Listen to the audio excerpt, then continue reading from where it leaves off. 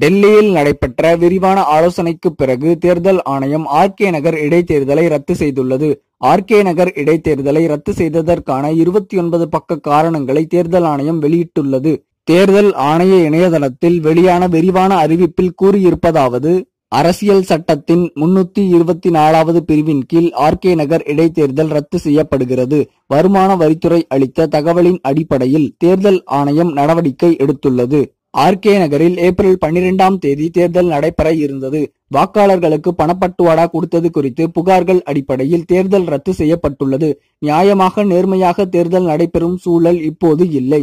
நியாயமாகவும் நேர்மையாகவும் தேர்தல் நடைபெறும் சூழல் வந்த பிறகு தேர்தல் நடத்தப்படும். பணப்பட்டுவாடா செய்ததற்கான ஆதாரங்கள் வருமான வரித்துறை ஆய்வில் தெரிய வந்துள்ளன.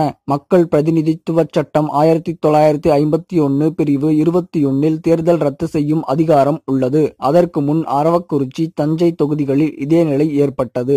நூதன வழியில் பணப்பட்டுவாடா நடந்துள்ளது. பணப்பட்டுவாடா புகார்களை அடுத்து தேர்தல் ரத்து செய்யப்படுகிறது. இவ்வாறு அந்த அறிக்கையில் கூறப்பட்டிருந்தது. இது போன்ற செய்திகளை உடனுக்குடன் அறிய டாப் நியூஸ் சேனலை சப்ஸ்கிரைப் செய்யுங்கள். நன்றி, வணக்கம்.